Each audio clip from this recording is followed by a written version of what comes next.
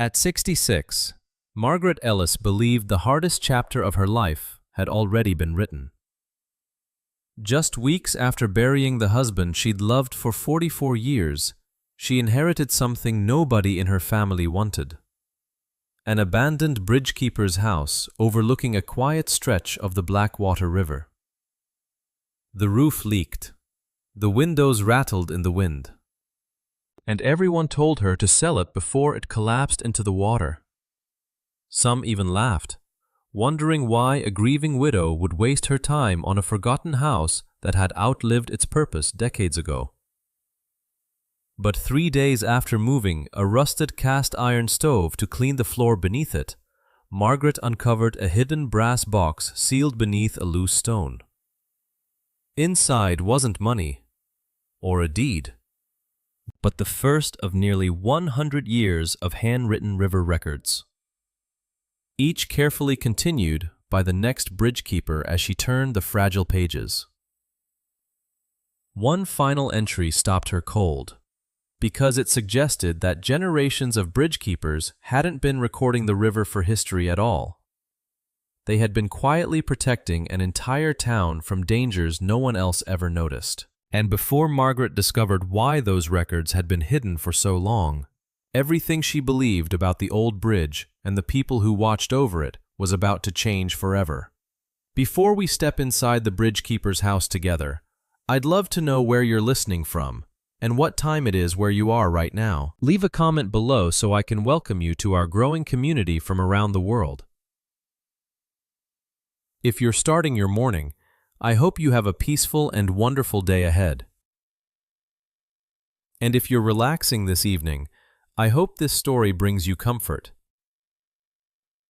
And if you enjoy heartfelt stories about forgotten American history, hidden legacies, and ordinary people whose quiet lives changed everything, don't forget to subscribe and turn on notifications so you won't miss our next journey. Margaret Ellis had spent 44 years believing she would never have to learn how to live alone.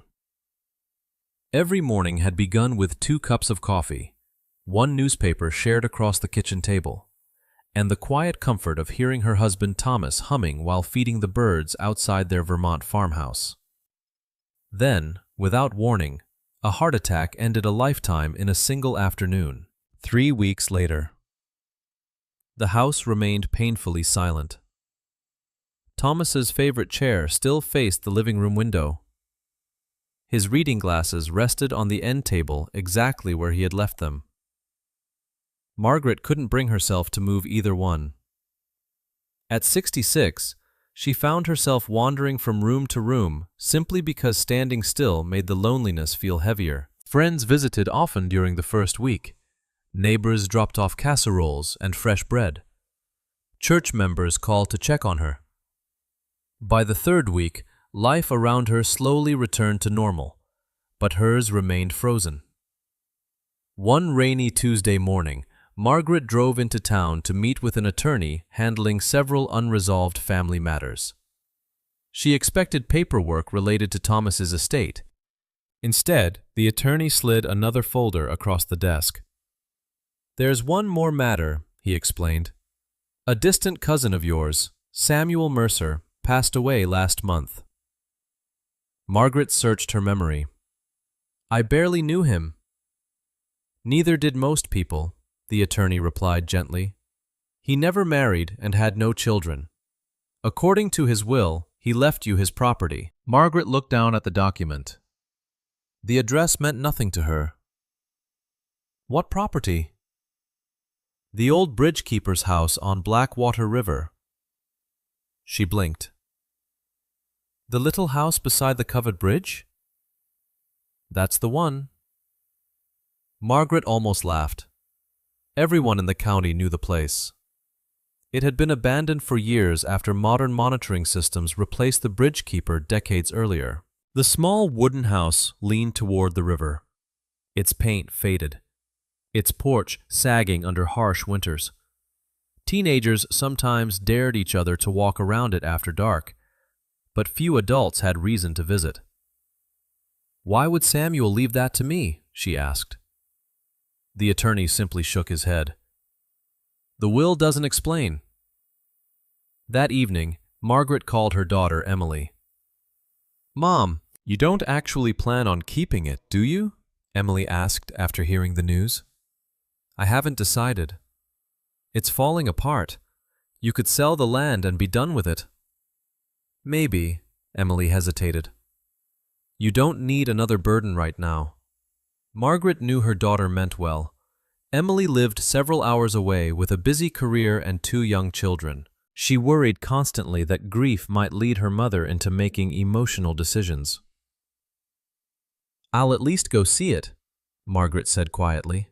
"Then I'll decide." 2 days later, she followed the narrow county road that wound alongside Blackwater River.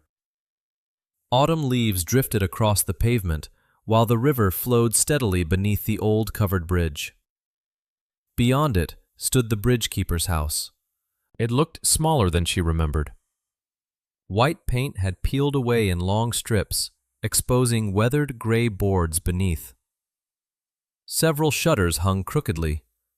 Tall grass surrounded the porch, and vines climbed one side of the chimney. Yet, despite its age, the little house possessed a quiet dignity, as though it had simply been waiting for someone to return. Margaret unlocked the front door using the old brass key provided by the attorney. The hinges groaned softly. Inside, dust floated through narrow beams of sunlight. A small kitchen occupied one side of the house, while a modest sitting room overlooked the river through 2 large windows. An iron stove still stood against the stone wall. Shelves lined another room where faded books and broken lanterns remained exactly where someone had left them years earlier. Nothing about the place suggested wealth. Everything suggested years of faithful work. Margaret slowly walked from room to room. Instead of sadness, she felt an unexpected calm. The river could be heard through every window, its steady current filling the silence without overwhelming it. Near the kitchen doorway, she noticed something unusual. Hundreds of tiny tally marks had been carved into the wooden doorframe. They stretched from knee-height almost to the top of the casing.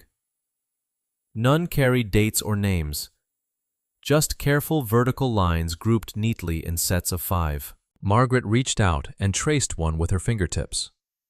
Whoever carved them had taken great care over many years. A knock at the open front door interrupted her thoughts. An elderly woman stood outside carrying a canvas shopping bag. "I thought I saw a car," she said with a warm smile. "You must be Margaret." "Yes. I'm Ruth Bennett. I volunteer with the local historical society." Margaret invited her inside. Ruth looked around the quiet house with familiar affection before her eyes settled on the carved tally marks. "Still there," she whispered. "Do you know what they mean?" Margaret asked. Ruth smiled softly but shook her head. "No one ever gave me a certain answer." She walked toward the river-facing window and looked out across the bridge. The last bridge-keeper lived here until the county retired the position. Folks respected him, but he rarely talked about his work. Ruth turned back toward Margaret. That house watched the river longer than anyone alive. The sentence lingered in the quiet room. Margaret wasn't entirely sure what it meant, but somehow it made the little house feel less abandoned. They spent another half-hour talking about the building's history, though Ruth admitted many records had been lost over the years. Before leaving, she handed Margaret a small notebook containing contact information for the Historical Society. "If you find anything unusual," she said, "I'd love to see it." After Ruth departed, Margaret decided to sweep the kitchen before locking up for the day. Dust had collected beneath the heavy iron stove, and years of dirt covered the stone floor. Moving the stove proved difficult. She pushed carefully until it shifted just enough to expose the corner beneath. As she swept away loose ash, one flat stone near the wall rocked slightly under the broom. Curious, Margaret knelt and lifted it free. Hidden beneath the loose stone rested a small, rusted brass box wrapped in brittle cloth. Untouched by daylight for longer than anyone could remember, Margaret carried the rusted brass box to the small kitchen table and gently brushed away years of dust with a folded handkerchief. The lid resisted at first, but after working it carefully back and forth, the old hinge finally gave way with a soft metallic groan. She expected to find property deeds, old coins, or perhaps a forgotten family photograph. Instead, resting neatly inside lay a single cloth-bound notebook wrapped in waxed paper that had protected it from moisture for decades. The faded cover bore no title, only a small hand-drawn symbol, a flowing river crossed by a narrow bridge. Curious, Margaret opened the first page. Written in careful blue-black ink were the words, "Blackwater River Observation Record. March 17, 1926. Bridgekeeper. Edwin Mercer." She turned another page. "River level normal. Morning fog heavy until 8.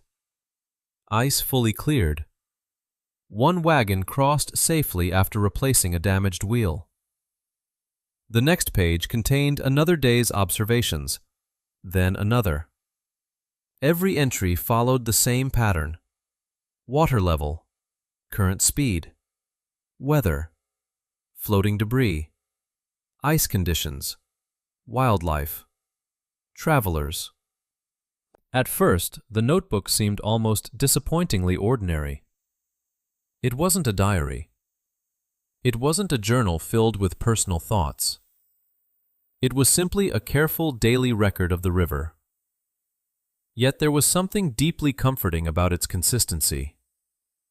Someone had stood beside Blackwater River every day, paying close attention to details most people never noticed. Margaret read for nearly an hour before realizing the afternoon sunlight had shifted across the kitchen floor. Closing the notebook carefully, she looked around the quiet house. If one notebook had been hidden beneath the stove, perhaps there was more to discover. Before searching further, she decided she needed to understand exactly what a bridgekeeper had done. The following morning, she drove to the county maintenance office, where a receptionist directed her to Noah Brooks, the bridge maintenance supervisor. Noah greeted her warmly after hearing she had inherited the old bridgekeeper's house. "I was wondering when someone would finally claim it," he admitted. Margaret placed the notebook on his desk. "Can you tell me why someone would spend years writing this?" Noah carefully examined the first few pages without fully opening the fragile binding. Before electronic sensors and remote monitoring, bridgekeepers watched everything. He smiled slightly. People think they just opened and closed bridges, but most of the job involved observation. Margaret listened closely. Noah continued. Heavy rain upstream could change river conditions long before anyone in town noticed. Ice jams could threaten bridge supports. Fallen trees could block the current. The bridgekeeper watched all of it. "Every day?" Margaret asked. "Every single day." He gently returned the notebook. Good bridgekeepers noticed small changes before they became dangerous. As Margaret drove back toward the river, she found herself looking at the water differently. What had seemed like repetitive notes now represented years of careful attention. Someone had believed every day's observations mattered enough to preserve. That evening, Emily called again. "How's the old house?" she asked.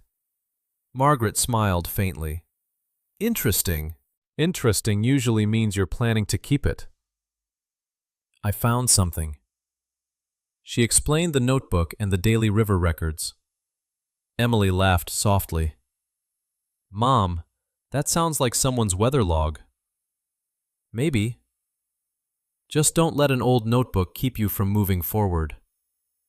Margaret understood her daughter's concern. Emily wanted her to heal, not disappear into an abandoned house filled with forgotten papers. "I'm only trying to understand why someone hid it," Margaret replied gently. "Promise me you won't overdo it." "I promise."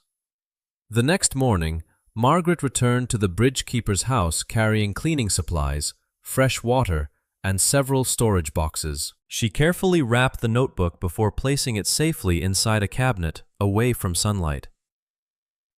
Then she resumed cleaning room by room. Dust covered every shelf, and years of neglect had left spider webs hanging from ceiling beams. While wiping exposed rafters in the sitting room, she paused. The same river and bridge symbol drawn inside the notebook had been carved into one of the old wooden beams overhead. It was small enough that most visitors would never notice it. Curious, she inspected another beam near the staircase. There it was again.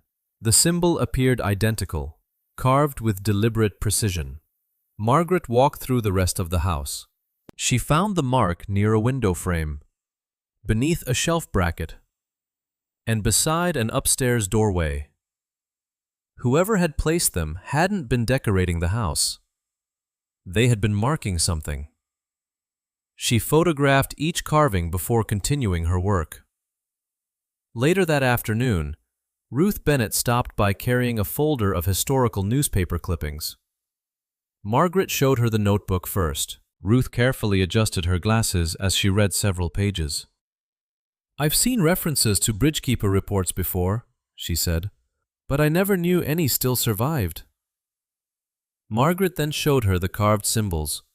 Ruth's eyes widened slightly. "Those match the old bridgekeeper emblem. You recognize it?" Ruth nodded. "Every bridgekeeper added to the same archive. At least that's what the older volunteers used to believe." Margaret looked up. "Archive." Ruth smiled thoughtfully. "No one ever found it.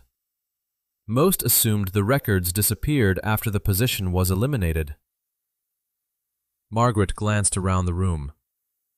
If the notebook truly belonged to a larger collection, the little brass box beneath the stove could never have held all of it. They spent the next hour examining walls, shelves, and cabinets for anything unusual. Nothing appeared out of place until Margaret reached a tall, built-in bookcase near the upstairs landing. As she dusted the highest shelf, her hand struck solid wood farther back than expected. She climbed onto a chair and felt along the rear panel. A narrow section shifted beneath gentle pressure. The hidden board slid sideways, revealing a concealed shelf built deep inside the wall. Margaret slowly reached inside. One notebook rested there, then another, and another. She counted silently as more cloth-bound volumes emerged from the darkness, each carrying the same river and bridge symbol on its cover. The hidden shelf stretched farther than either woman expected, filled with dozens of carefully preserved notebooks waiting in perfect order. Margaret and Ruth carefully carried the hidden notebooks from the concealed shelf to the large dining table overlooking the river. Neither woman spoke much at first. The quiet felt almost respectful, as though they had interrupted something that had waited patiently for decades. Dust covered each cloth-bound volume, yet the pages remained remarkably dry and well-preserved. Someone had built the hidden compartment with great care. Margaret arranged the notebooks in chronological order, using the handwritten dates on their covers. The earliest volume began in 1926, the same year as the notebook she had found beneath the stove. The latest surviving volume ended in the early 2020s, only a few years before the bridgekeeper's house had been abandoned. Together, they stretched across nearly a century. "That's almost 100 years," Ruth whispered. Margaret slowly nodded. "One person couldn't have written all these." Ruth smiled gently. "They didn't. Every bridgekeeper continued where the previous one stopped." Margaret lifted another notebook and opened it near the middle. Different handwriting filled the pages, yet the format remained almost identical. River height, wind direction, ice movement, fog, floating logs, bird migrations, watercolor, debris after storms. The consistency amazed her. Every generation had followed the same careful routine. For the next several days, Margaret settled into an unexpected rhythm. Each morning she drove to the bridge keeper's house with fresh coffee and simple lunches packed from home. She opened windows to let in the crisp autumn air before spending hours reading and organizing the notebooks. The river flowed quietly beyond the large front windows, providing the same view generations of bridge keepers had watched before her. As she moved through the collection, the entries slowly changed. The earliest volumes focused almost entirely on weather and water. Later notebooks added notes about changes in fish populations, unusually early snowmelt, damaged bridge timbers, drifting ice, and nesting birds along the riverbank. One bridgekeeper even sketched the shape of unusual flood currents after spring storms. Margaret found herself admiring the patience required to notice such details day after day. Yet, every so often, an entry broke the familiar pattern. One notebook from the late 1940s included a brief sentence unlike anything she had read before. Heard 3 sharp whistles upriver after sunset. Current behaving strangely tonight. The next day's record returned to ordinary measurements, as though nothing unusual had happened. Another notebook, decades later, noted, "Old marker inspected, still holding." No explanation followed. A third mentioned simply, "Do not ignore the north bend after heavy rain." Margaret searched for clarification in later entries, but found none. The observations appeared isolated, almost deliberately understated. They raised questions without answering them. She placed small paper markers between pages containing unusual notes, hoping patterns would eventually appear. Late one afternoon, Noah Brooks stopped by after completing a bridge inspection nearby. Margaret showed him several notebooks spread across the table. He examined them with obvious respect. "I've never seen records this complete," he admitted. Some of these measurements would still be useful today. Margaret pointed toward repeated comments about changing currents near the bridge. Noah nodded. Experienced bridge keepers noticed things instruments sometimes missed. Water tells a story if you watch long enough. He paused over one sketch, showing swirling currents beneath the bridge after spring runoff. That's surprisingly accurate. His practical appreciation encouraged Margaret. These notebooks weren't simply old papers collecting dust. They still held value. That evening, Emily called again. Margaret described the growing collection as carefully as she could. "There are dozens of notebooks," she explained. "Nearly 100 years of observations." Emily sounded surprised. "That many?" Every bridgekeeper kept writing where the last one stopped. A brief silence followed. "Mom?" Emily finally said. "I've been thinking. Maybe I'll drive up this weekend and help organize everything." Margaret smiled without realizing it. "I'd like that." It was the first time Emily had shown genuine curiosity instead of concern. The following morning, Ruth returned carrying several old newspaper clippings from the Historical Society archives. Most described seasonal floods or bridge repairs.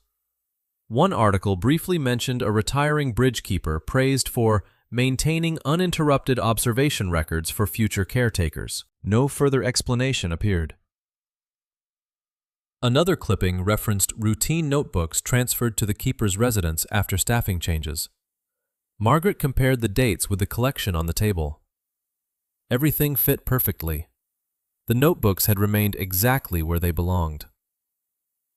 As the days passed, Margaret noticed another pattern. Nearly every notebook contained the same small river and bridge symbol inside the front cover. Beside it appeared a number written in tiny script. At first, she assumed they represented notebook numbers. Looking more closely, however, she realized several numbers were missing from the sequence. She counted twice, then a third time.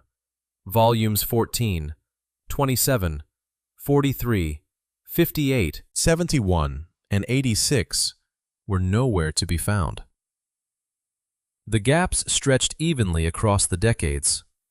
Someone had removed only certain notebooks while leaving every volume before and after untouched. Ruth frowned as they checked the hidden shelf again. If mice or water had destroyed them, we'd see damage. Margaret nodded slowly. These weren't lost by accident. She continued reading the latest available notebook, hoping it might explain the missing volumes. Most entries remained calm and methodical until the final pages. The handwriting belonged to the last bridge keeper, older but still steady. His daily observations continued almost without interruption before suddenly becoming shorter. Then, on the final written page, Margaret found only one sentence centered carefully beneath the last river measurement. Someone decided these records should disappear. She stared at the words while the quiet sound of Blackwater River drifted through the open window, making the old house feel as though it had been waiting all these years for someone willing to keep reading. The final sentence from the last notebook lingered in Margaret's thoughts long after she closed its weathered cover. Someone decided these records should disappear. It wasn't written with fear or anger. It sounded like a simple observation, the kind of careful statement every bridgekeeper before him had made. Yet it changed the way she looked at every notebook spread across the dining table. If someone had truly wanted the records gone, why had so many survived? And why were only certain volumes missing? The next morning, Margaret copied several of the unusual symbols and location references into a small notebook of her own before driving to meet Noah beside the covered bridge. He had agreed to walk the riverbank with her during his lunch break. The autumn air carried the smell of damp leaves, and Blackwater River moved steadily beneath the wooden bridge, looking peaceful enough to hide a century of stories. Margaret showed Noah one of the repeated symbols copied from the notebooks. Most of the unusual entries mention this mark, she explained. Sometimes beside a river bend, sometimes beside what looks like a post. Noah studied the sketch before looking toward the water. Let's start downstream. They followed a narrow maintenance path that paralleled the river. Every few hundred yards, Margaret stopped to compare the notebooks with the landscape.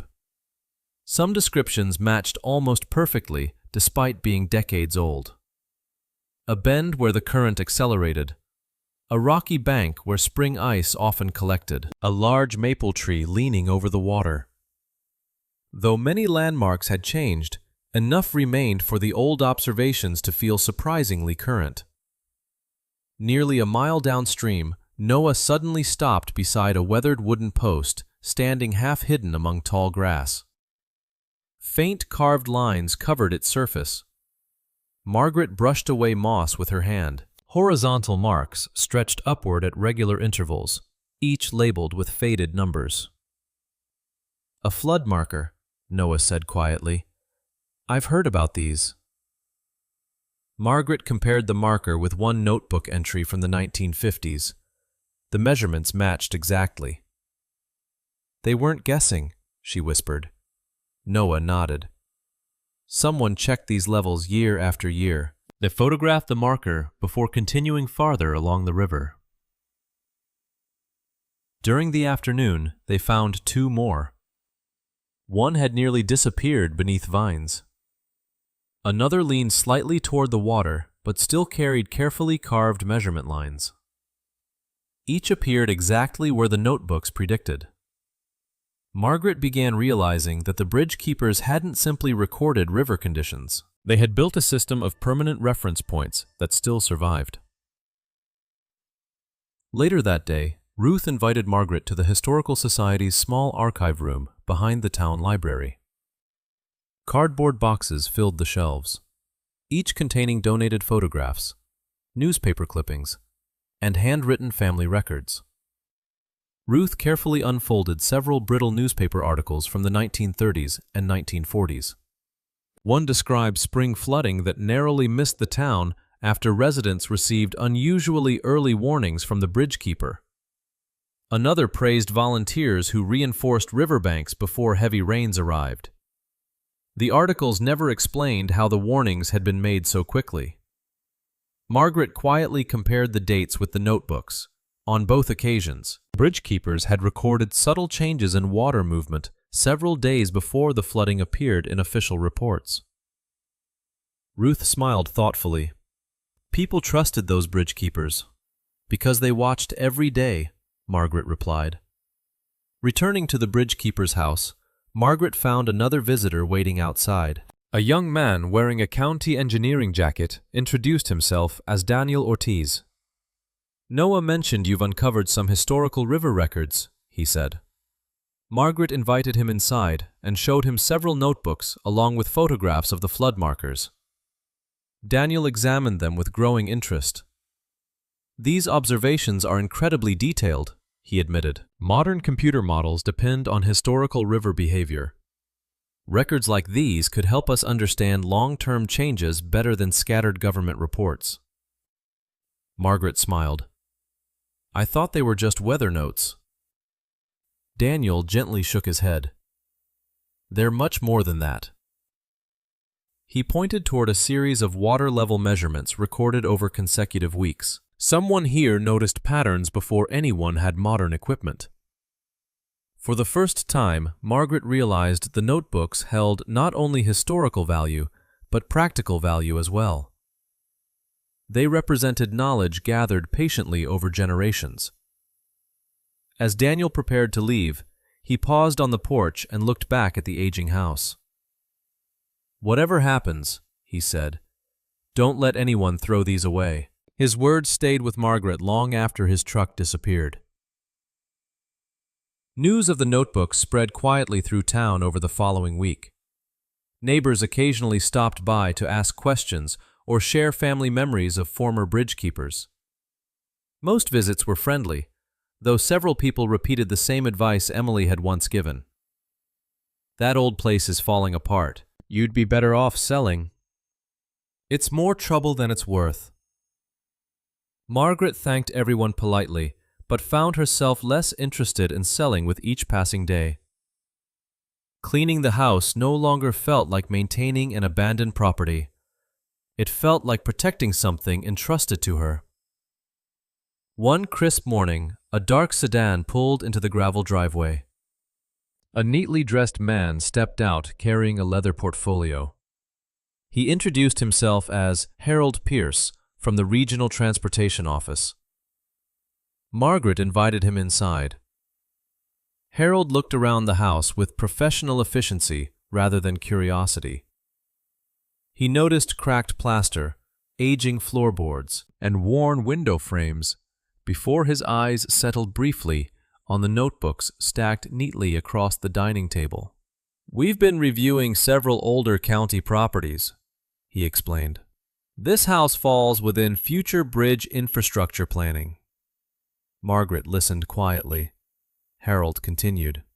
"Maintaining abandoned structures becomes increasingly expensive. Demolition would likely be the most practical solution." He opened his portfolio and placed several papers on the table. "The county is prepared to offer compensation if you're willing to transfer the property." Margaret glanced from the paperwork to the river beyond the window. Only days earlier, she might have accepted without hesitation. Now the thought of losing the house felt strangely personal. She closed the folder gently and slid it back across the table. "I'm sorry," she said calmly. "I'm not interested in selling."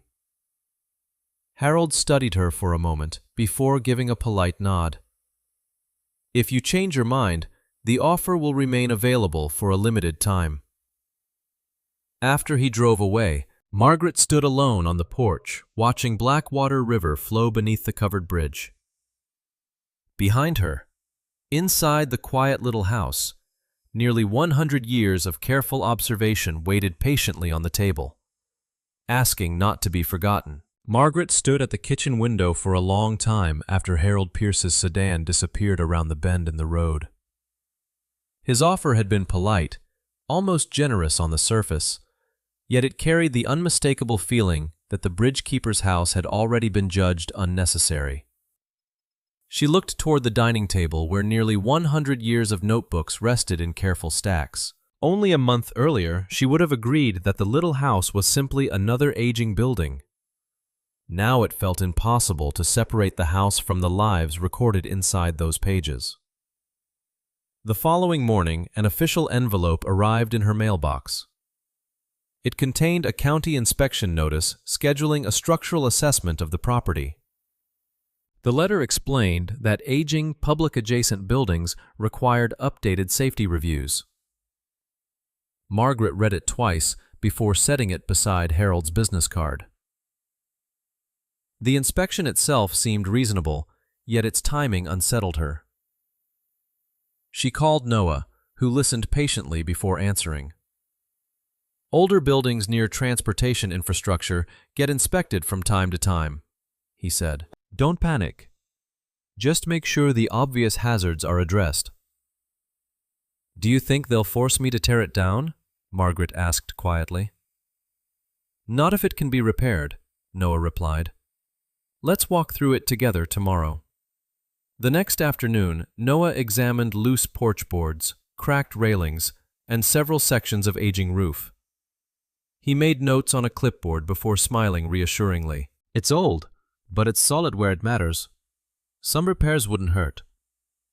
Margaret felt relief she hadn't expected. They spent the rest of the afternoon replacing a broken porch step and securing a loose handrail. The work reminded her of weekends years earlier when Thomas happily fixed little problems around their farmhouse without ever complaining.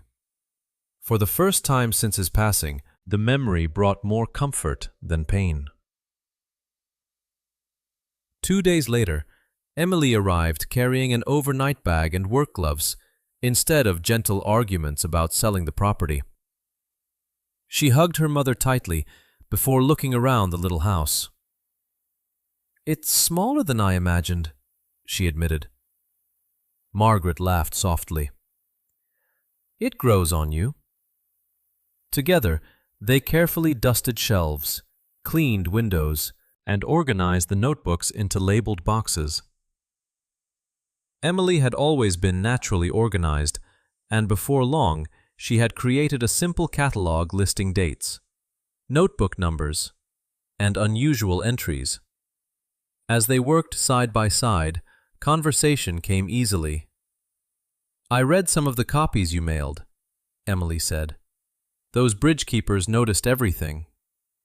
Margaret nodded. Sometimes things no one else seemed to notice. Emily held up one notebook describing changing river currents several days before a flood. This almost reads like science. Later that afternoon, Daniel Ortiz stopped by after reviewing several bridge maintenance reports. Margaret showed him Emily's catalog, along with selected notebook entries describing historical floods. Daniel compared several dates against engineering records stored on his tablet. His expression gradually shifted from curiosity to surprise. Look at this, he said, placing both sets of information side by side. The notebooks consistently noted unusual water movement 1 or 2 days before official reports documented flooding conditions. Modern flood models predict similar patterns, Daniel explained. These bridge keepers identified them using nothing but observation. Emily looked at her mother. So these weren't just personal notes? Not even close, Daniel replied. Some of this information would still be considered valuable today. Margaret quietly looked toward the river outside the window. The notebook suddenly seemed even more remarkable than before. That evening, Ruth Bennett arrived carrying another box from the Historical Society. Inside were faded emergency reports copied from county archives decades earlier. Most described spring rescues, washed-out roads, and temporary bridge closures. Margaret carefully compared them with the notebooks. Again and again, the bridge keepers had documented subtle warning signs before emergency crews were ever called. One report described volunteers evacuating livestock hours before rising water destroyed several barns. The notebook from the same week mentioned unusual debris patterns and changing currents 2 days earlier. Another report detailed a dangerous ice jam that nearly damaged the bridge. The bridge keeper had quietly noted shifting ice pressure almost 48 hours before officials responded. Ruth closed the final folder slowly. They weren't simply recording history, she whispered. They were helping people stay ahead of it. Margaret understood exactly what she meant. The notebooks measured more than river levels.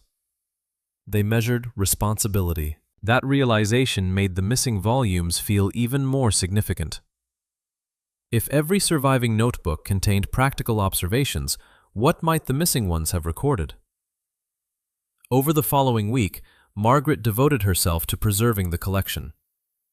Rather than risking damage to the fragile originals, she began carefully copying important entries into modern notebooks. Emily typed selected passages into a laptop each evening, while Margaret checked every word against the originals. They agreed never to replace the handwritten records, only to create backups in case anything happened to them. It was slow work, but deeply satisfying. For the first time since Thomas died, Margaret found herself waking each morning with a clear purpose waiting for her. Late Friday afternoon, Emily returned home, promising to visit again soon. Margaret stood on the porch, waving until her daughter's car disappeared beyond the covered bridge. The little house felt quieter without her, yet no longer unbearably lonely. She locked the front door before driving back to her farmhouse for the night, leaving the original notebooks hidden safely inside their concealed compartment, while the copied transcriptions remained neatly stacked on the dining table. Just after sunrise, she returned carrying fresh coffee and a basket of cleaning supplies. The moment she stepped onto the porch, something felt wrong. The front door stood slightly open. One of the repaired porch boards had been splintered near the lock. Margaret hurried inside. Chairs had been pushed aside. Several drawers hung open. Books lay scattered across the floor. She rushed immediately to the hidden compartment behind the upstairs shelf. Her hands trembled as she slid the concealed panel aside. Relief flooded through her. Every original notebook remained exactly where she had left it. She hurried back downstairs. The dining table looked almost untouched, except for one empty space. The neatly stacked, handwritten copies she and Emily had spent days creating were gone. Whoever entered the bridgekeeper's house had ignored everything else and taken only Margaret's copied notebook transcriptions. Margaret remained standing in the center of the dining room, staring at the empty space where her copied transcriptions had rested the evening before. Nothing else appeared to be missing. The old lanterns remained on the shelves. The worn furniture had not been touched. Even the small amount of cash she kept in a kitchen drawer was still there. Whoever had entered the bridgekeeper's house had ignored everything except the handwritten copies she and Emily had created. She climbed the stairs once more and carefully opened the concealed compartment behind the bookcase. Every original notebook remained safely hidden. She gently touched the worn cloth covers one by one, almost as though reassuring herself they were real. Whoever searched the house had never discovered the hidden archive. They had taken only what had been left in plain sight. Margaret immediately called Noah. He arrived less than an hour later carrying his maintenance bag instead of his usual inspection clipboard. Together, they examined the damaged lock and the rooms downstairs. Noah crouched near the front door before looking back at Margaret. This wasn't random. "How can you tell?" she asked. If someone wanted valuables, they ignored plenty of them. He gestured toward the untouched shelves. Whoever came here knew exactly what they were looking for. Margaret slowly nodded. The copies. Noah looked around the room once more. And they never found the originals. That realization brought unexpected relief. The notebooks that mattered most had survived because generations of bridge keepers had hidden them so carefully. The copies could be recreated. The originals could not. Later that morning, Margaret drove to the Historical Society and told Ruth everything that had happened. Ruth listened without interrupting before quietly closing the archive box she had been organizing. "The person who took your copies already knew the notebooks existed," she said. "Otherwise, they wouldn't have ignored everything else." Margaret agreed. But they didn't know where the originals were hidden. Ruth gave a small smile. "Then we keep it that way." Rather than dwelling on the break-in, the two women returned to the notebooks themselves. Margaret reopened the final surviving volume, while Ruth spread several earlier notebooks across the table beside it. "Let's look for something we've overlooked," Ruth suggested. This time, Margaret paid less attention to the written observations and more attention to the symbols appearing beside certain entries. The small river and bridge emblem appeared throughout the collection, but occasionally one side of the symbol carried tiny additional marks, short horizontal lines almost too small to notice. Margaret copied every variation into her notebook. Ruth compared them with the missing notebook numbers. A pattern slowly emerged. Every missing volume contained entries marked with the same subtle additions. "They're connected somehow," Margaret whispered. "Not random at all." That afternoon, Noah returned carrying several dusty maintenance ledgers from the county storage building. "These were headed for disposal years ago," he explained. "Mostly old bridge repair records." Margaret thanked him before opening the first ledger. Most entries described replacing planks, repainting railings, or repairing stone supports beneath the bridge. Then one page caught her attention. The bridge keeper's signature appeared beside a note recommending temporary bridge closure after observing unusual water movement despite normal river height. Noah compared the date with one of the surviving notebooks. The observations matched exactly. Another ledger described reinforcing bridge supports before spring runoff based on the keeper's daily reports. Again, the notebook had predicted changing conditions before visible flooding occurred. Daniel Ortiz arrived later that afternoon after Noah asked him to review several of the records. The young engineer spread modern flood maps across the dining table beside the handwritten notebooks. For nearly 2 hours, they compared historical observations with present-day engineering models. Finally, Daniel leaned back in his chair, visibly impressed. "These bridge keepers weren't just recording what happened," he said. "They were recognizing patterns." Margaret looked toward him. "Patterns?" Daniel nodded. "Modern sensors give us numbers. These people understood behavior. They noticed combinations of small changes before larger problems appeared." He pointed toward a series of entries describing drifting branches, watercolor, and slower surface movement several days before flooding. Taken separately, none of this means much. Together, it becomes an early warning. Margaret realized the notebooks represented something even more valuable than local history. They preserved generations of experience that no instrument alone could fully replace. As evening approached, Ruth returned to the final notebook and studied one page Margaret had marked earlier. Several page numbers contained tiny directional strokes beside the familiar river symbol. Ruth suddenly looked up. "These aren't decorations." Margaret leaned closer. "What are they?" Ruth compared the symbols with a hand-drawn map hanging on the wall. their directions. One pointed north, another west. A third followed the river downstream. Margaret hurriedly gathered every notebook containing similar markings.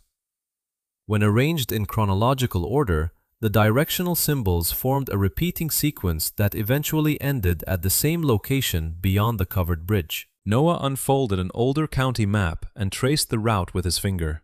That leads to St. Anne's Chapel. Margaret recognized the name immediately. The small stone chapel had stood abandoned beside the river for decades after a newer church opened closer to town. Ruth smiled thoughtfully. The chapel kept local records before many county offices existed. Margaret remembered how carefully the bridge keepers preserved information. If they trusted anyone with important documents, it would have been people who valued quiet stewardship as much as they did. Early the next morning, Noah drove Margaret to the abandoned riverside chapel. Though weathered, the little stone building remained standing beneath towering maple trees. The heavy wooden door opened with effort after Noah found an old maintenance key kept by the county. Inside, dust covered simple pews while sunlight streamed through faded stained glass windows. They searched patiently through a small archive room at the rear of the chapel, where shelves still held forgotten record boxes. Most contained baptism registers, marriage records, and community donation books. Margaret carefully opened one narrow cabinet beneath a writing desk. Resting alone inside was a cream-colored envelope protected beneath a layer of linen cloth. Across the front, written in steady handwriting she immediately recognized from the bridgekeeper notebooks, appeared 5 simple words. For the next watcher. Margaret held the cream-colored envelope with both hands, afraid that even the slightest careless movement might damage paper that had survived decades in silence. The handwriting matched the bridgekeeper notebooks perfectly, steady, deliberate, and familiar after weeks spent reading nearly a century of observations. Noah stood quietly beside her, while sunlight filtered through the chapel's stained glass windows. "Go ahead," he said softly. Margaret broke the brittle seal with great care and unfolded the first sheet inside. A short note rested on top of several older letters. "To the next watcher," it began. "If these pages have reached your hands, then someone still believes the river deserves to be understood, rather than merely measured. Before you search for answers in our notebooks, read the voices of those who crossed this bridge, because someone chose to keep watching." Margaret slowly lowered the note and reached for the first letter beneath it. The paper had yellowed with age, but every word remained clear. It came from a farming family whose wagon had nearly been swept into the river during unusually high spring currents. The father wrote that the bridgekeeper closed the crossing despite clear skies, insisting they wait until morning. Overnight, heavy runoff arrived from the mountains and tore away part of the road beyond the bridge. "You saved our children without ever asking for thanks," the letter read. "Most travelers believed you delayed them. We know you gave us another lifetime together." Margaret quietly set the letter aside before opening another. A young schoolteacher thanked an unnamed bridgekeeper for warning parents to keep children away from the river after noticing strange ice movement beneath an otherwise calm surface. Hours later, the ice broke apart unexpectedly. Another letter came from a traveling salesman whose horse had refused to cross after the bridgekeeper advised waiting until dawn. During the night, a large tree carried by the current struck one of the bridge supports. Again and again the stories followed the same pattern. The bridgekeepers noticed small changes others ignored. They quietly warned people without seeking recognition. Most travelers never realized they had narrowly avoided danger. Noah leaned against the old writing desk, reading one of the letters in silence. "They weren't heroes because of dramatic rescues," he finally said. They were heroes because disasters never happened. Margaret nodded slowly. She had spent years working as an elementary school librarian, quietly helping children discover books without expecting praise. Thomas had spent his career repairing farm equipment, always saying that the best repair was the one nobody noticed because nothing broke afterward. These bridge keepers had lived the same way. Their greatest success was measured by tragedies that never occurred. Returning to the bridge keeper's house later that afternoon, Margaret and Noah carefully placed the letters beside the notebooks on the dining table. Ruth arrived soon afterward, followed unexpectedly by Emily, who had driven in after hearing about the chapel discovery. Margaret handed her daughter one of the letters. Emily read it silently, then reached for another without saying a word. The second described a family whose livestock had been moved to higher ground after the bridge keeper observed unusual changes in river color and drifting debris. Floodwaters reached the valley the following day. Emily slowly folded the letter closed. These people never even knew how much they owed him, she whispered. Margaret looked around the room. Most of them probably thought he was simply being cautious. Ruth smiled gently. Quiet service often looks ordinary while it's happening.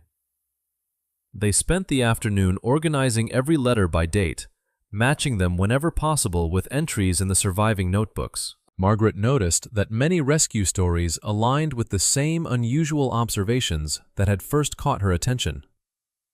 Odd currents, unexpected sounds, drifting branches, changing water color, or subtle ice movement. What once seemed like random comments now formed a remarkable pattern. The bridge keepers had never been recording water for its own sake. They had been learning to recognize danger before anyone else could see it. Daniel arrived before sunset after Noah called him. Margaret showed him several matched notebook entries and corresponding letters. He studied them carefully before comparing them with modern engineering charts stored on his tablet. Your bridge keepers were building practical knowledge over generations, he said. Every observation taught the next keeper what to watch for. Emily looked toward the windows overlooking Blackwater River. So every notebook wasn't just a record. Daniel nodded. It was training. Margaret felt something shift inside her. Since Thomas's death, she had often wondered what purpose remained in her own life. Now she found herself preserving the life's work of people who had quietly protected others without expecting recognition. Somehow, that responsibility eased the grief she had carried every day since the funeral. Before leaving, Emily helped Margaret place each letter inside protective sleeves. I used to think you were holding on to the past, she admitted quietly. Now I think you're protecting something people almost lost. Margaret smiled warmly. I'm glad you came.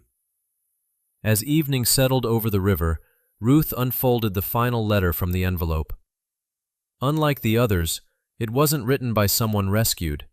Instead, it came from the last bridge keeper himself. Most of the page described his hope that future generations would continue respecting the river, even after technology replaced human observation. Near the bottom, one sentence stood apart from the rest. It named the county committee that voted to eliminate the Bridgekeeper program decades earlier.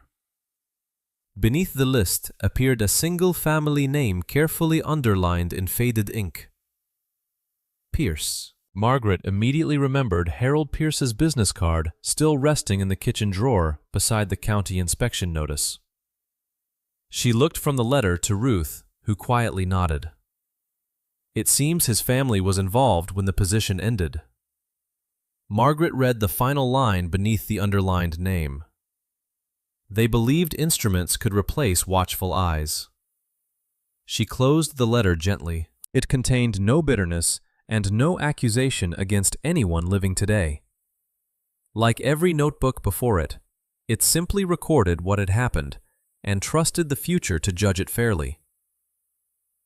Outside, Blackwater River flowed beneath the old covered bridge exactly as it had for generations, still carrying the quiet memory of those who had spent a century watching over everyone who crossed it. Morning arrived with a steady mist drifting above Blackwater River, softening the outline of the covered bridge as Margaret unlocked the bridge keeper's house. She paused on the porch, listening to the familiar sound of water moving beneath the timbers. Only weeks earlier, she had stood there feeling like a widow with nowhere left to go. Now the house welcomed her with purpose.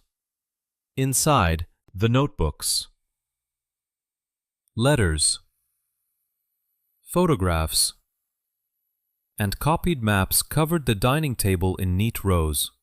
Every page represented another voice refusing to be forgotten. Noah arrived carrying a long measuring rod and several rolled engineering maps. Daniel followed a few minutes later with a tablet filled with flood modeling data. Ruth brought another folder of historical photographs donated by local families. Together they spread everything across the table. Daniel compared modern flood projections with measurements recorded in the Bridgekeeper notebooks over nearly 100 years. At first, the numbers seemed impossible. Water levels noted by hand decades earlier aligned almost perfectly with patterns predicted by today's computer simulations. He checked them twice before looking up. "I honestly didn't expect this." Margaret smiled gently. "Neither did I." Daniel pointed toward a notebook describing an unusually slow current despite moderate rainfall. "This combination predicts backwater flooding." He opened a modern flood model beside it. The model says exactly the same thing. Noah leaned over the maps. "Those keepers learned by watching every day." Daniel nodded. "And they documented it with remarkable consistency." Margaret realized the notebooks were no longer valuable only because they preserved history. They demonstrated that careful human observation still held meaning even in a world of technology. Later that morning, several townspeople stopped by after hearing about the growing collection. Margaret welcomed them inside. An elderly couple donated a faded photograph showing the bridgekeeper standing outside the house during the winter of 1958. A retired farmer remembered his father delaying a cattle drive because the bridgeman said the river didn't look right. Another resident recalled hearing the bridgekeeper ring a bell during dangerous fog, though no official record mentioned it. Each story matched something Margaret had already read inside the notebooks. The house slowly transformed into a gathering place once again, just as it had been generations earlier. Shortly after noon, a county vehicle pulled into the driveway. Harold Pierce stepped out, carrying another folder. He looked surprised to find several visitors inside the house. Margaret greeted him politely. Harold glanced across the dining table, where carefully protected notebooks rested beside engineering maps and historical photographs. "You've been busy," he observed. Margaret nodded. "We've learned quite a bit." Harold explained that additional paperwork had been prepared regarding future infrastructure planning. "The bridge replacement schedule is moving forward," he said evenly. "Properties within the surrounding maintenance area remain under review." Margaret understood the message. Although he remained courteous, the pressure had not disappeared. She simply thanked him and accepted the documents without argument. After Harold left, Noah sighed quietly.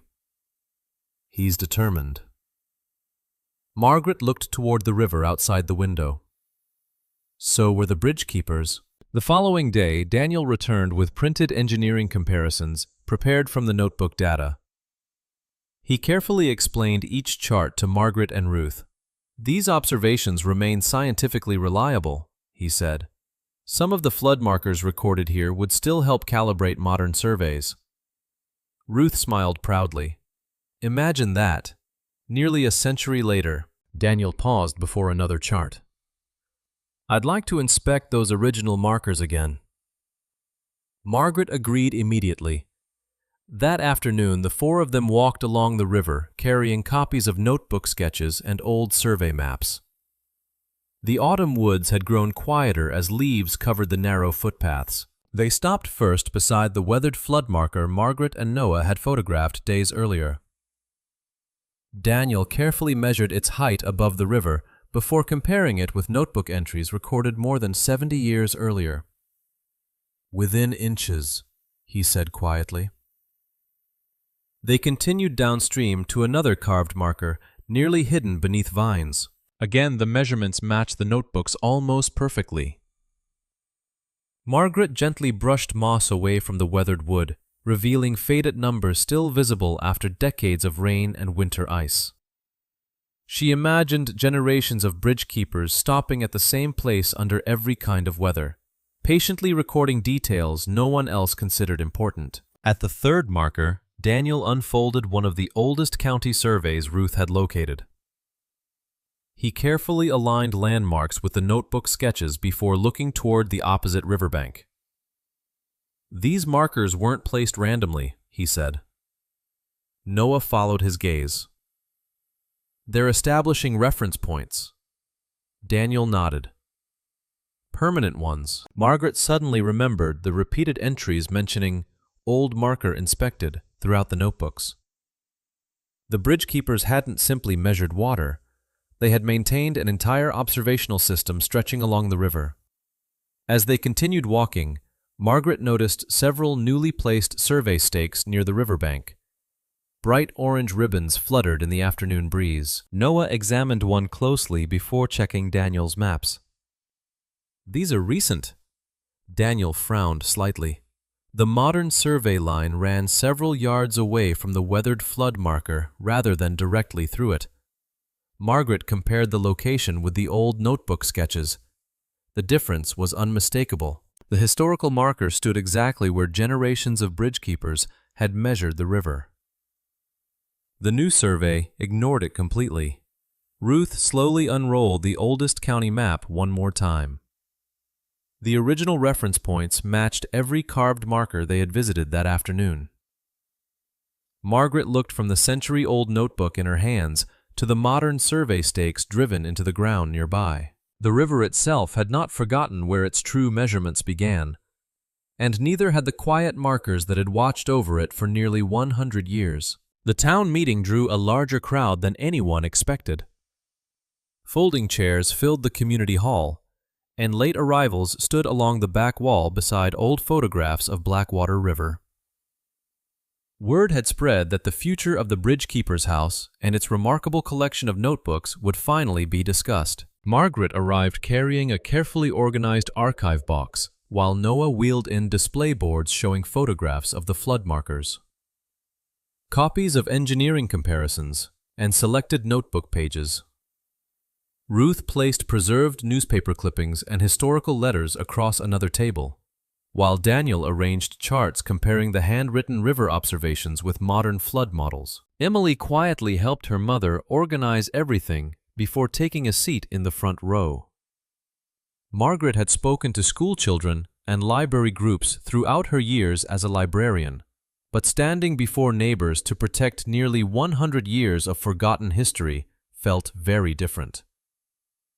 When the preservation hearing officially began, the county moderator invited Margaret to explain why the bridgekeeper's house deserved consideration. She stepped forward calmly. "When I inherited this little house," she began, "I believed I had simply received an old building no one wanted. Instead, I found nearly a century of people quietly watching over this river so others could cross it safely." She described discovering the first notebook beneath the old stove, the hidden shelf containing dozens more volumes, and the careful observations passed from one bridgekeeper to the next. Rather than speaking dramatically, she simply explained each discovery in the order it had happened. The room remained silent. Ruth spoke next, drawing upon decades of work with the Historical Society. She authenticated the notebooks, the chapel letters, and the newspaper clippings. She explained how each source supported the others independently. "These are not isolated documents," she said. "Together they form an unbroken historical record stretching nearly 100 years. She displayed photographs showing the original flood markers still standing along the river exactly where the notebooks described them. Daniel then presented his engineering analysis, projecting comparison charts onto a screen. He carefully demonstrated how the bridge keeper's handwritten observations consistently matched patterns identified by modern flood modeling software. "These records remain scientifically valuable," he explained. "The bridge keepers documented changes that instruments today still recognize as meaningful indicators." He showed examples where handwritten observations predicted dangerous conditions before official reports appeared. Several engineers attending the meeting quietly nodded while reviewing the data. Noah followed by describing how the historical flood markers continued aligning with original river measurements despite decades of changing survey practices. "Those markers still tell the truth," he said simply. Margaret then opened several protective sleeves containing letters recovered from the abandoned chapel. She read short passages describing families quietly saved because bridge keepers noticed changing currents, unstable ice, or unusual debris before anyone else recognized the danger. No one applauded. The room simply listened. An elderly farmer slowly stood from the audience. "My father always trusted the bridge keeper more than the weather report," he said. Another resident spoke about hearing stories from grandparents who refused to cross the bridge whenever the keeper advised waiting. One by one, neighbors shared memories passed through their families. Each story echoed the same quiet theme. Careful observation had protected lives without demanding recognition. Harold Pierce remained seated near the center of the room throughout the presentations. When invited to respond, he stood respectfully. "My office's responsibility has always been public infrastructure," he said. "The recommendation to remove the house was based on maintenance concerns, not an understanding of what has been discovered here." Margaret appreciated his honesty. Nothing in the notebooks blamed people living today for decisions made generations earlier. Like the bridge keepers themselves, they simply preserved facts. After hearing all presentations, the County Preservation Board withdrew briefly for discussion before returning with its decision. The chairperson stood. "In light of the historical documentation, engineering significance, and community value presented today, demolition of the bridge keeper's house is suspended pending formal historic preservation review." Quiet relief spread across the room. Margaret closed her eyes for just a moment before smiling softly. She wasn't celebrating a victory over anyone. She was grateful that the voices inside the notebooks had finally been heard.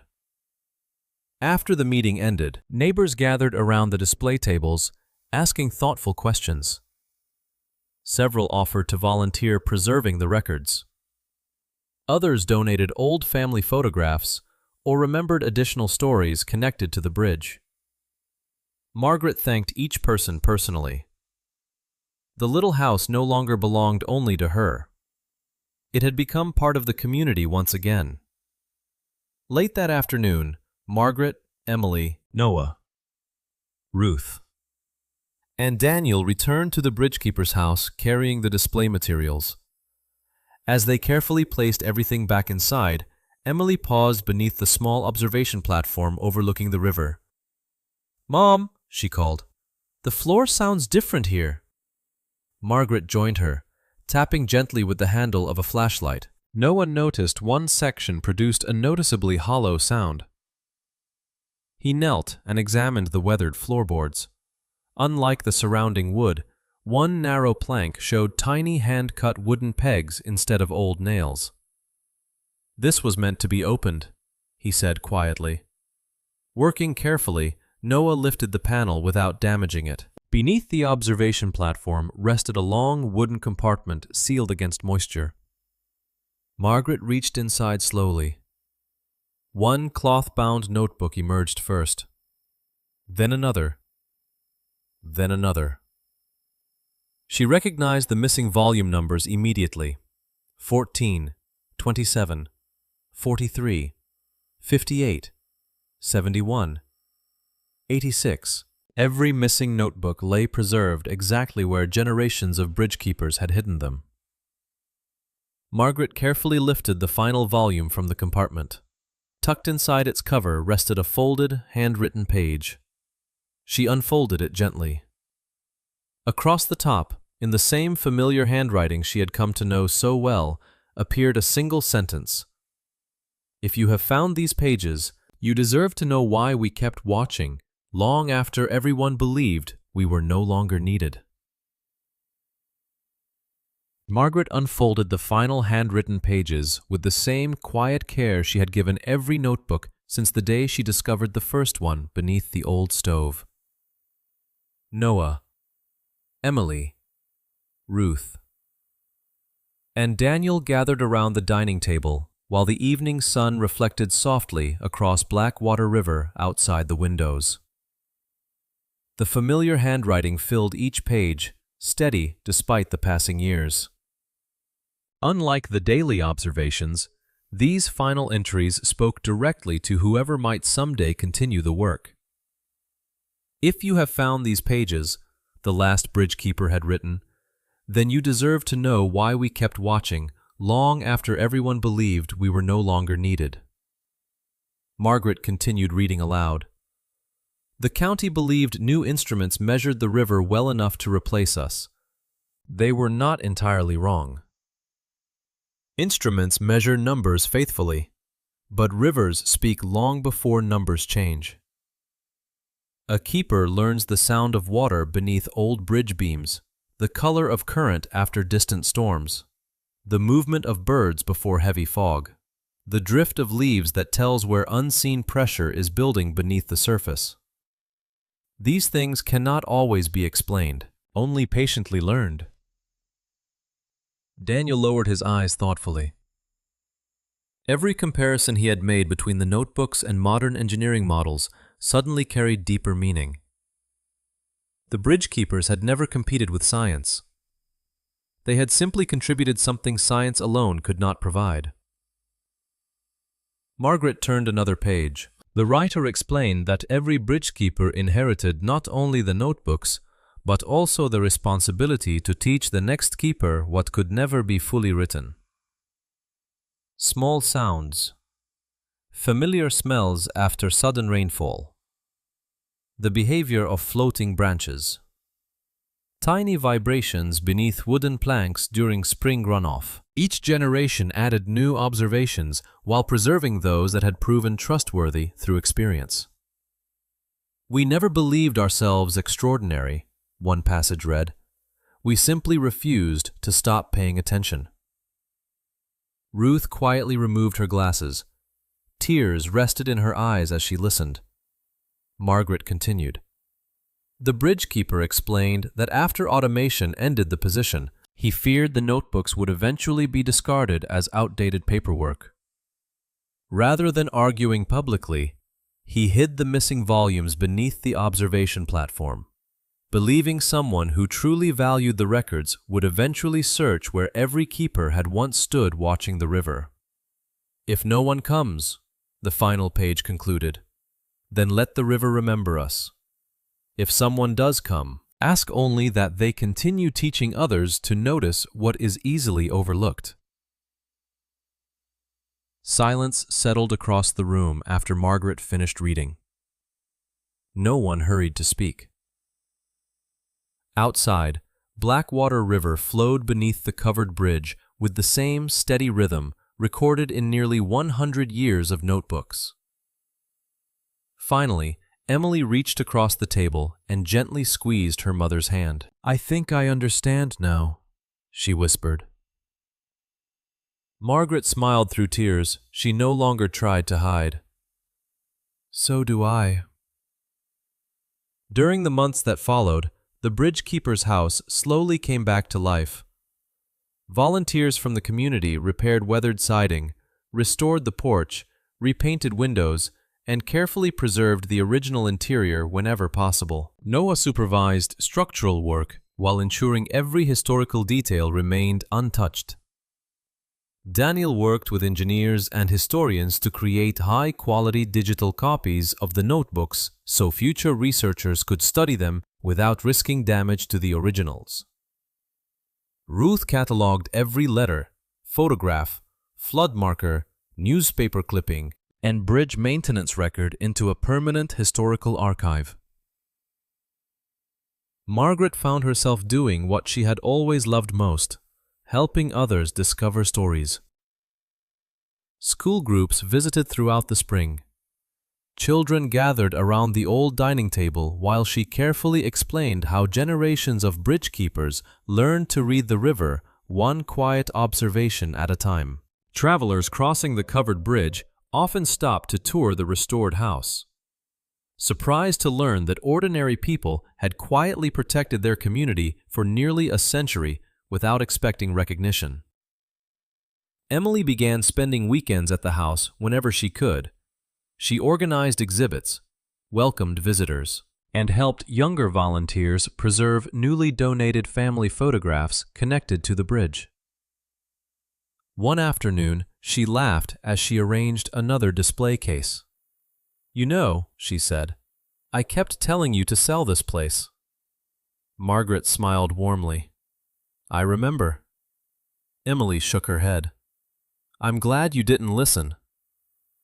Their relationship had changed almost without either of them noticing. They no longer spoke only about grief or responsibility. They shared purpose. Even Harold Pierce returned one afternoon after the preservation review became official. He quietly walked through the restored exhibits before stopping beside the display of handwritten notebooks. "My grandfather served on that committee," he said softly. "I grew up believing replacing the bridge keepers was simply progress." Margaret nodded kindly. "Progress isn't the problem." Harold looked toward the river beyond the windows. "Forgetting is." Before leaving, he offered the transportation department's assistance in preserving the flood markers along the river as historical landmarks. Margaret accepted with genuine gratitude. The notebooks had never asked anyone to assign blame. They had only asked future generations to keep paying attention. Nearly a year after inheriting the little house, Margaret unlocked the front door one crisp autumn morning before the first visitors arrived.